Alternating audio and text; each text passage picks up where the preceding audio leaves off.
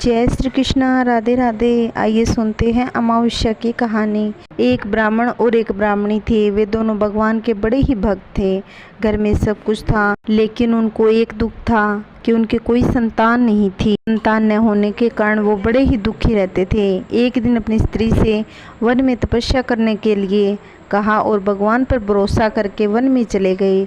घने जंगल में जाकर तपस्या करने लगे और तपस्या समाप्त होने पर उनको वैराग्य हुआ कि अब वो अपना जीवन समाप्त कर दूंगा। इस प्रकार सोचकर वह पेड़ की डाली पर फांसी का फंदा लगाकर मरने को तैयार हो गया।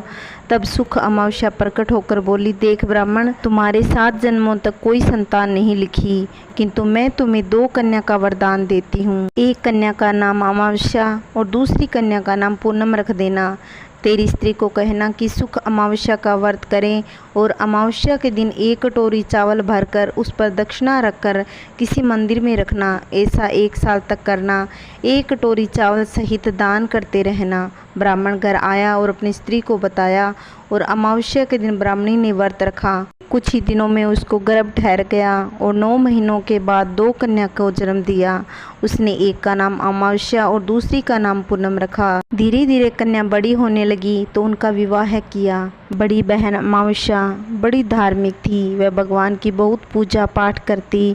इधर छोटी बहन भगवान पर बिल्कुल भी विश्वास नहीं करती। बड़ी बहन के घर में सुख और अन्न धन का भंडार भरा हुआ था, पर छोटी बहन पूनम के घर दुख का पहाड़ टूट पड़ा। छोटी बहन के घर में कुछ भी नहीं था।